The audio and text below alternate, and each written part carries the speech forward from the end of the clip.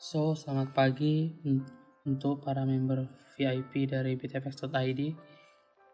Kebetulan ini saya lagi ada ingin sharing sedikit ya mengenai tentang breakdown kita untuk sinyal tadi ya. Nah, jadi kebetulan tadi malam kita ada entry posisi yang mendapatkan kita kurang lebih 1R. Seperti biasa kita ngambil target yang penting sesuai dengan resiko. Untuk cara kita menganalisa tadi itu sebenarnya lebih ke arah yang lebih simpel. Kita ngeliat untuk sekarang ini kan bisa kita lihat bentuk chart sekarang ini dari M30 ya. Karena kalau kita nengok dari M30 ini sendiri kan sebenarnya kita ngelihat sekilas dari besar nih market movement ini udah turun ya. Ini kalau kita bilang kondisi turunnya ini udah lumayan dalam sih. Dan kalau kita ngelihat biasa seperti kita akan mencari daerah-daerah support and resistance. Coba kita lihat, pertama kita tarik menggunakan trendline, dimana kita percaya bahwa trendline ini bisa berpedoman menjadi yang namanya area resistance kita. Nah, memang kan kalau kita mempelajarkan suatu konsep bahwa di dalam yang namanya trendline itu pembentukannya kita tariknya rapi. Jadi misal sekilas kita ngelihat pembentukan trendline, jadi misal ada trendline kayak begini, berarti kan harga dia akan seperti ini, turun lagi. Nah, orang ada juga yang mengincar seperti ini, turun lagi. Tapi ketika kita mengincar di daerah retouch ini, peluang dia naik sini masih ada, makanya SL paling aman ada di atas ini. Baru kita akan turun.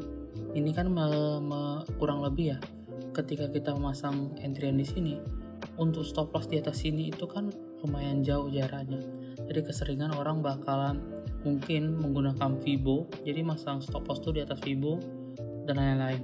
Nah, tapi kalau kita akan mengincar potensial dari fast breaknya, karena ketika dia fast break dia bisa jadi akan naik ke atas sini baru drop, atau dia naik ke atas sini buat pullback baru dia akan terbang. Seperti itu deh guys saya yang kita pelajarkan kan ya.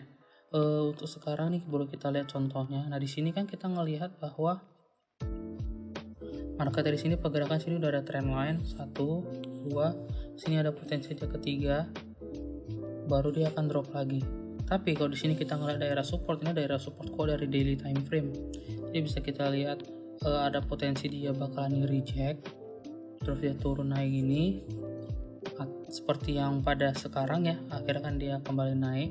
Bisa juga bahwa ini dia akan turun lagi, kan sebenarnya gitu ya harga sebelum ada.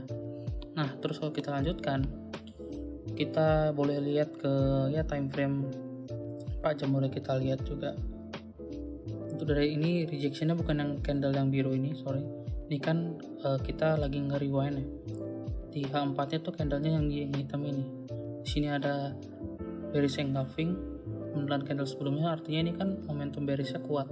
Walaupun ini sudah berada di daerah supportnya daily, tapi nggak masalah. Kita kan untuk main jangka pendek kita boleh ngecek lebih ke M30, M15 ya. Di M30 kita sini naik trendline, dan sebenarnya di sini juga kalau kita copy paste, pertama yang saya share kan di sini, artinya ini udah second touch. Yang kalau kita ngelihat di sini ada touch pertama, touch kedua. Ya, ini kalau kita adjust lagi trendan kita rapikan, berarti kan pembentukannya seperti ini. Artinya dia nanti diturun sekali, baru dia akan terbang. Itu bisa juga kejadian, atau dia juga bisa membentuknya seperti ini. Nah, di sini kan juga bisa kita lihat jadi seperti lebih kurang yang namanya pattern falling wedge ya. Jadi seumpama dia pun koreksi, artinya belum tentu mau turun. Dia turun membentuk di sini, maka dia akan ada potensi dia akan terbang sampai ke area resisten ini paling enggak. Seperti itu. Nah, setelah di sini mari kita lihat lebih sejenak lagi. Kita lebih ke zoom in ke time frame M15. Kan ada orang melihat di sini bahwa ini ada zona untuk area sell kita berada di sini. Orang pasti rata-rata akan ngetek di situ, tapi saya lebih suka ngincar di weeknya. Jadi kita akan ngambil weeknya di sini. Ini kita buatkan di angka 300 saja, kita gunakan di sini atasnya. Di Ini juga kita buat di angka 600. Artinya ketika harga menyentuh zona sini, ada potensi dia fast break untuk turun lagi, atau dia naik menuju ke sini untuk ngebuat higher low, baru dia akan terbang lagi situ. Nah, berarti bisa kita sekarang akan menarikkan. Saya buat kotak dulu.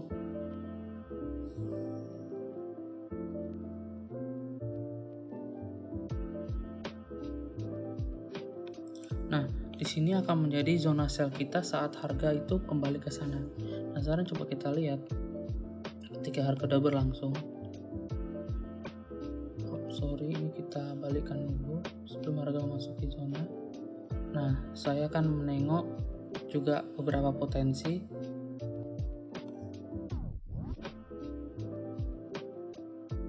Untuk bearish engulfing, bearish divergence sebenarnya nggak ada, kita langsung ke M1 pun boleh. Nah, dari M1 ini bisa kita lihat bahwa di sini kan ada trend line juga yang bisa kita tarik. Kalau kita lihat di sini, sebentar di sini, nah seperti ini, dan juga di sini kita bisa narik dari bawah. Yang penting udah ada dua support atau dua resisten. Nah, saya juga ngeliat di sini juga ada area kuat juga gini. Jadi bisa jadi dia lebih clear untuk jadi channel ya. Jadi kita nengok saat harganya naik, kita menunggu harga datang ke zona kotak yang kita buat ini. Setelah nyampe ke sini kita nengok rejectionnya gimana, baru kita akan sell. Seperti itu kurang lebih. Oke, kita sekarang akan nunggu harga masuk ke sana.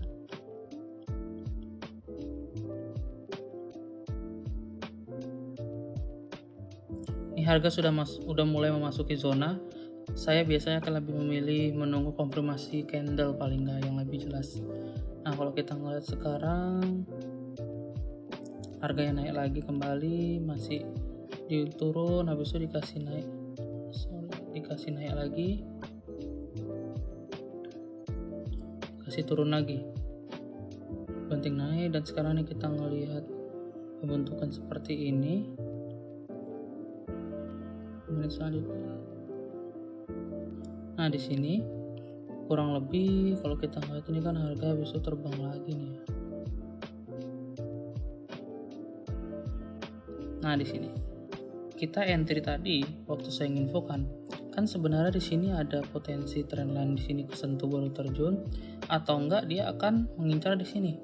Artinya apa? Di sini ada dua trendline yang akan dikejar dia. Oke.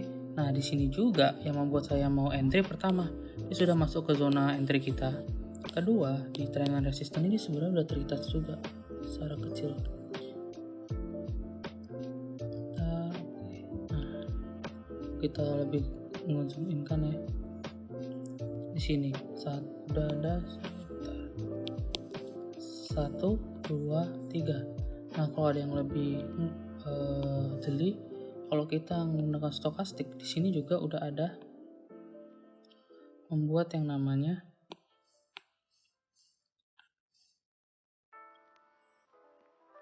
bearish divergence. Di sini bisa kita lihat bearish divergence. Nah, ketika saya udah ngeliat seperti ini konfirmasinya, candle selanjutnya maka kita akan langsung entry sell dengan market eksekusi. Kan gitu. Nah, di sini kalau ada yang bilang saya dapat sebenarnya di 1863 ya.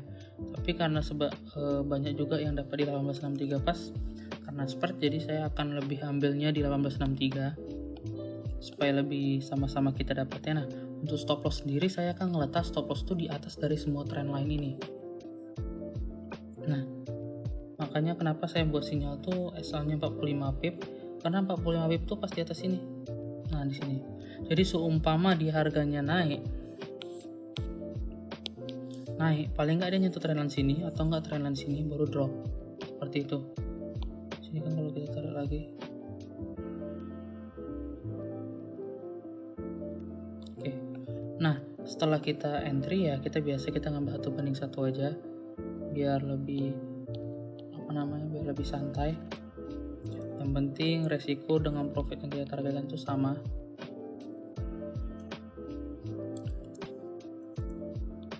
Nah di sini. Kenapa saya nggak berani take 1:2 untuk sekarang? Di sini juga karena sini adalah ada zona buy kita. Cuman karena kita ngeliatnya ada potensi drop, jadi ya saya nggak berani nge-take juga. Jadi kita nyari yang potensi probability-nya tinggi. Nah saat ini kita entry sell position. Sini kan kondisinya ya profit, kasih biru sedikit. Nah habis itu dibanting naik dan akhirnya naik, dan nyatanya naiknya ini adalah menyentuh trendline yang kita buat pas di sini. Kan ada dia pembentukannya lebih, sebenarnya ini juga bisa kita bilang sebagai channel bisa. Cuman kalau saya ngeliat dia ada rising wedge karena dia sebenarnya atasnya ini di area resistance tuh agak ada moncongnya, lebih mengecil, mengkerucut lah bahasanya. Jadi bisa lebih dibilang ke yang namanya rising wedge. Kalau kita nggak kembali dari stokastik, sebenarnya ya bearish divergence dari tadi ya pas kita entry, seharusnya harga ini udah tinggal nunggu drop. Dan kalau kita ngelihat hasilnya,